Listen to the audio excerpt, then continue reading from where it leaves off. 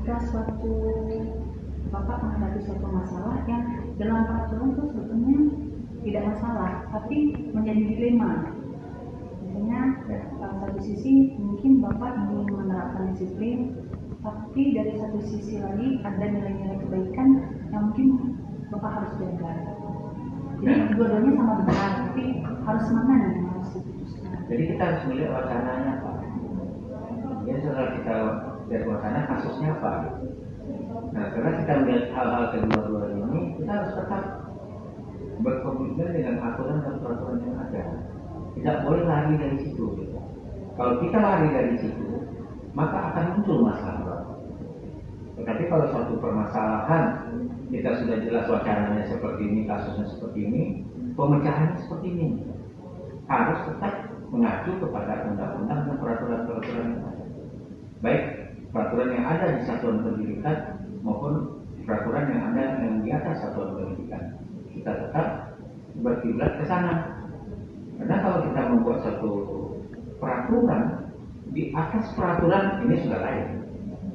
Nah, itu mengada-ada kalau menurut saya.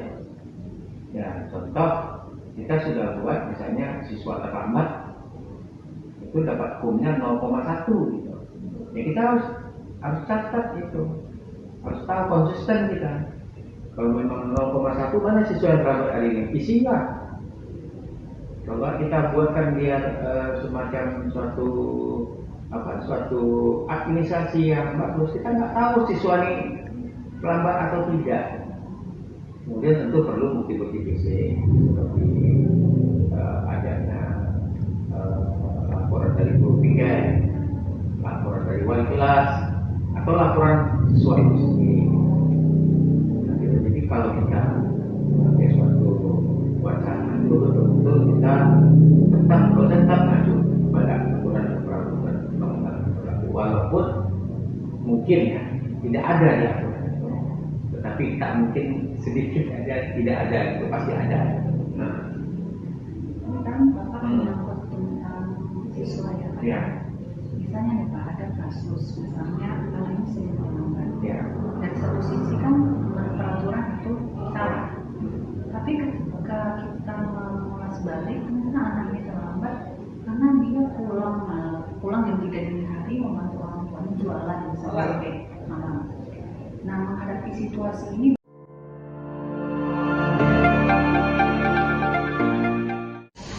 ada nomor 31 ini Pak tentang pengambilan keputusan dari kepemimpinan sekolah.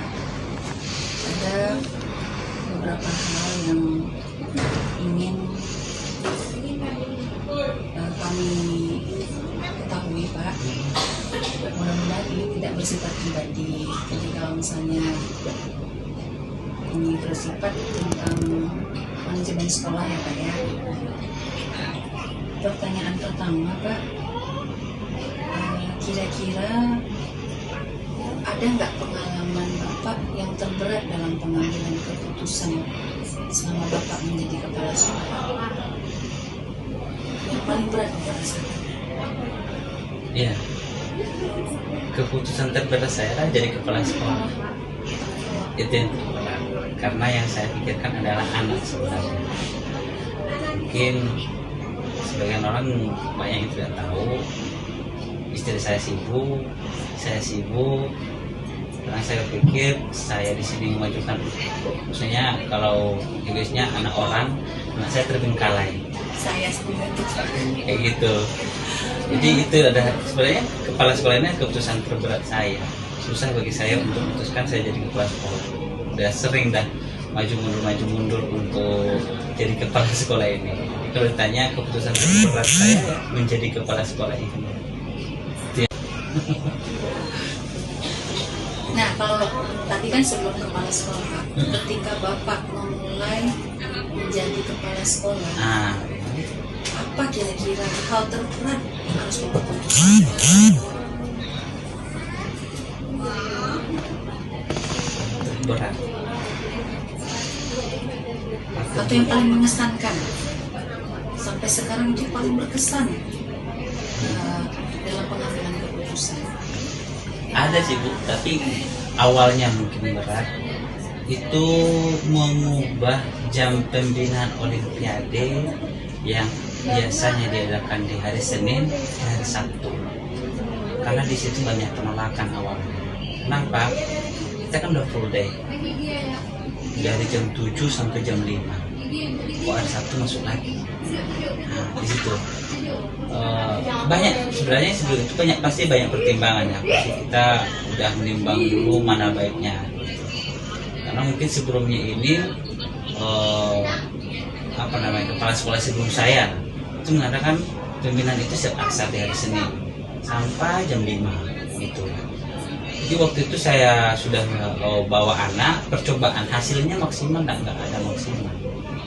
Terus saya bawa rapat, kita ngadakannya itu pembinaan Olimpiade di hari Sabtu pagi. Itu banyak penolakan karena kami, salah satu alasannya itu kami dari Senin sampai Jumat itu udah di sini, 1 hari penuh kami di sini gitu. Masa ditambah lagi ke ibu-ibu yang untuk ke pasar dan mencucinya dengan anak dia yang kayak gitu kan, kalau hari Sabtu kami diinikan lagi gitu.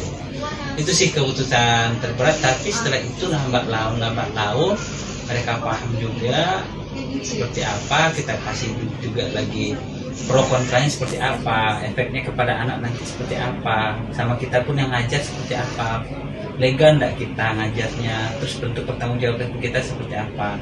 Memang kan guru-guru ini mereka akan menerima kalau kita benar-benar memberikan penjelasan yang mereka berterima, akhirnya mereka menerima. Nah itu yang kemarin itu karena pas awal-awal ya Bu ya, langsung berubah. Saya rubah cuma 6 bulan langsung saya ubah.